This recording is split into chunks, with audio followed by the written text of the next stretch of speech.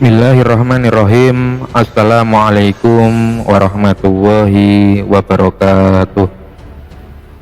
Pada kesempatan kali ini saya akan membahas sejarah mengenai bangsa yang disebut dengan bangsa Kaldea, atau dalam bahasa lain disebut dengan bangsa Babilonia baru.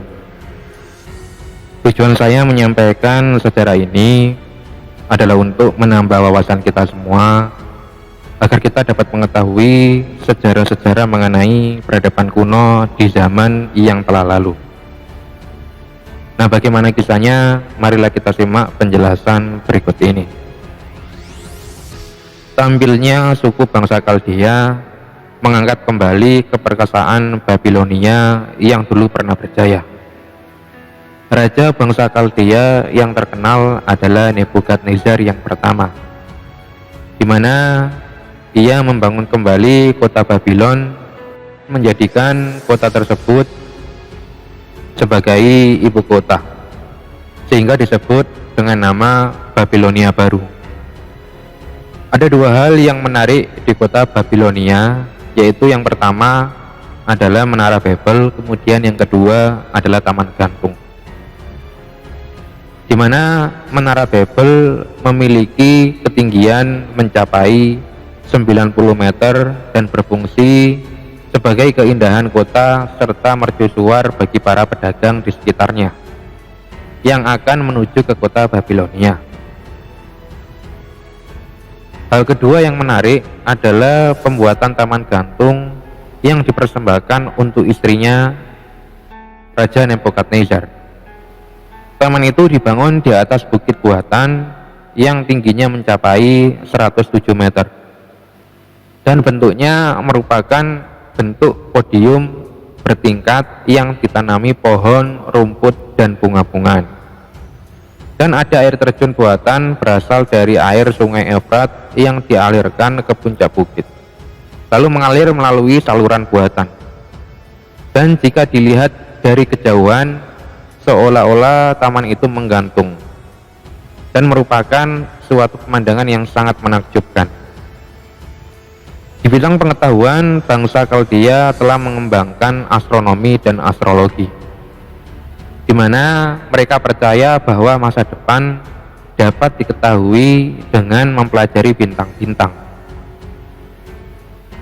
Selain meramal nasib seseorang, juga ramalan tentang gerhana, di mana mereka membagi minggu dalam 7 hari dan 1 hari ke dalam 12 jam ganda, di mana setengah hari merupakan waktu siang dan setengah hari lagi merupakan waktu malam.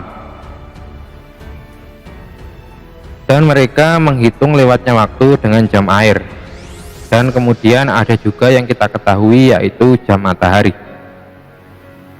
Sebuah catatan penting mengenai Nebukadnezar adalah peristiwa penaklukan kerajaan Yudea yang ada di Palestina. Ibu kota Yerusalem direbutnya dan kemah Raja Sulaiman dibakar dan menjarah tanah Yudea. Dan ketika itu bangsa Israel termasuk para pemimpinnya diangkut ke negerinya dan dijadikan budak dan tawanan. Peristiwa itu disebut masa pembuangan Babylon dari tahun 586 hingga tahun 550 sebelum Masehi, yang sangat membekas bagi bangsa Israel. Nah, sesudah Nebukadnezar meninggal dunia tak lama, yaitu pada tahun 539 Masehi, Babilonia baru ditaklukkan oleh bangsa Persia. Nah, kemudian dari sudut pandang yang lain, saat bangsa Kaldea menguasai Mesopotamia, mereka membangun kembali kerajaan Babilonia dengan nama Babylon baru. Bangsa Kaldea mengalami puncak kejayaan di bawah pimpinan Raja Nebukadnezar I, atau yang biasa dikenal dengan sebutan Nebukadnezar yang Agung. Puncak kejayaan Babilonia baru ini berlangsung kurang lebih antara tahun 604 sampai 561 sebelum Masehi. Kekuasaan Babilonia baru ini mencakup seluruh wilayah Mesopotamia, termasuk wilayah Mesopotamia bagian utara yang merupakan wilayah kekuasaan Asyur.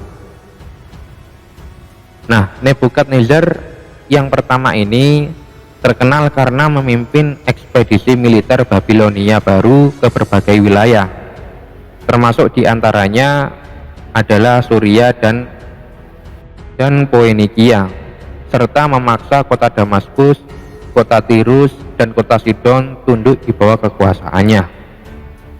Nah, Nebukadnezar yang pertama ini juga pernah terlibat perang melawan Mesir pada tahun 601 sebelum Masehi. Nah, pasca peperangan tersebut, Nebukadnezar fokus mempertahankan wilayah-wilayah kekuasaannya dan mulai berbagai proyek pembangunan di Babilonia baru. Di bawah kepemimpinannya, Babilonia baru menjadi kota yang megah dengan luas mencapai 3 mil persegi.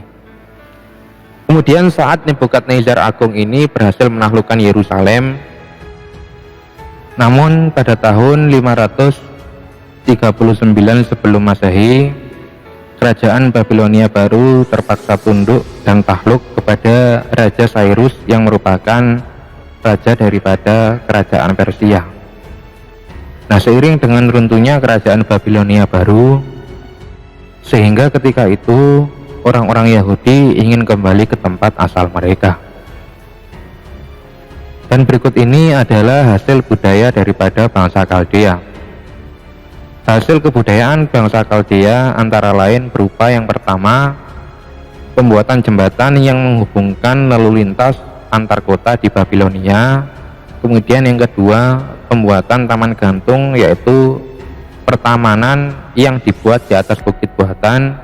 Kemudian yang ketiga adalah pembagian Katulistiwa menjadi 360 derajat. Kemudian yang keempat, untuk keindahan kota dan sebagai mercusuar bagi para pendatang yang menuju kota Babilonia, maka ketika itu didirikan yang namanya Menara Babilonia, atau yang biasa dikenal dengan nama Menara Babel. Nah, demikianlah sejarah singkat mengenai bangsa Kaldea yang dapat saya sampaikan.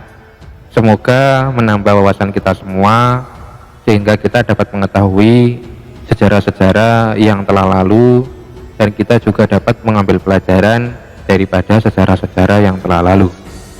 Billahi taufiq wal hidayah. Wassalamualaikum warahmatullahi wabarakatuh.